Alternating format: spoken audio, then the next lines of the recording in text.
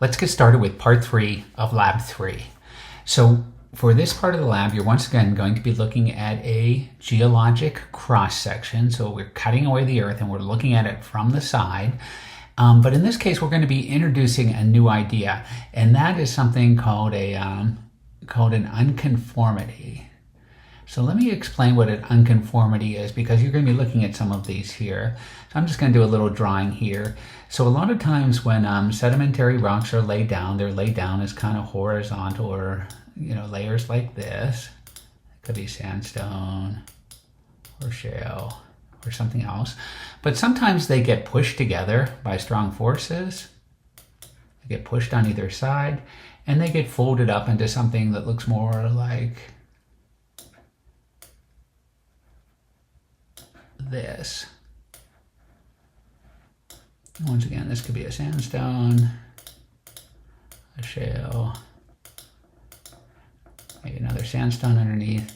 But what happens over geologic time is these things tend to get eroded away. So I'm going to pull out an eraser here, and I'm just going to start the erosional process. I'm getting rid of this top layer over here of sandstone, this layer of shale, and just a little bit of that layer there.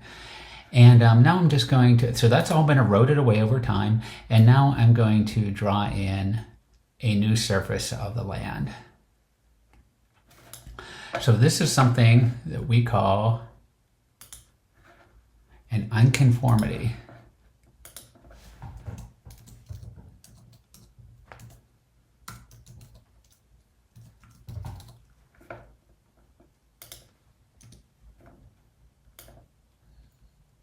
So this is an unconformity, and it just means a lot of things happened here. Things got folded, things got eroded away, and all of that record has been erased. Of course, on top of that, we could start having new layers deposited.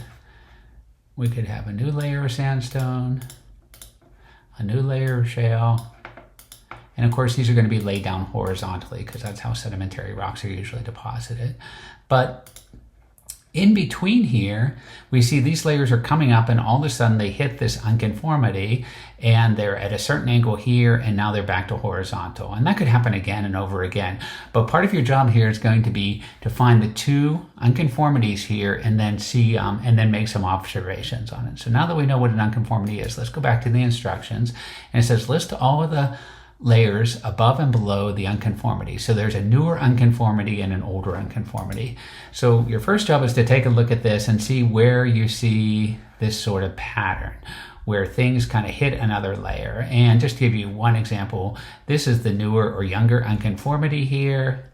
We can see that layer B is tilted up, it stops, layer K, layer N, and this layer, which is layer J.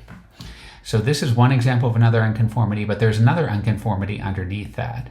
So we have layers of sedimentary rocks, we have two unconformities, we have an igneous intrusion, and we also have a fault. And what I'm asking you specifically to do, you're not going to list all of them in order like you did with other ones, but you're going to list what's above and below the unconformities.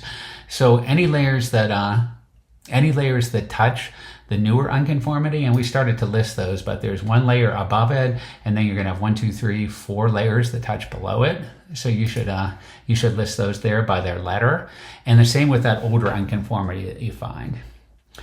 And then you're going to answer some questions here. So layer N has two different geologic units directly beneath it, A and J. Oh, I wonder if it's an unconformity. So let's see, here's layer N.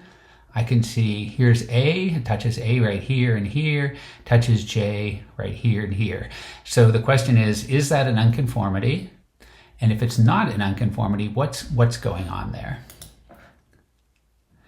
Then it's asking you to identify a couple of places. So one is, where could you dig the shallowest hole through layer F to get to the oldest rocks?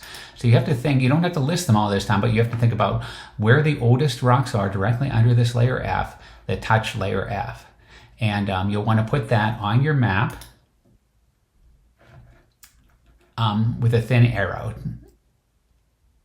So you'll just, wherever you think that point is, you'll just draw it on with a thin arrow somewhere along the top here.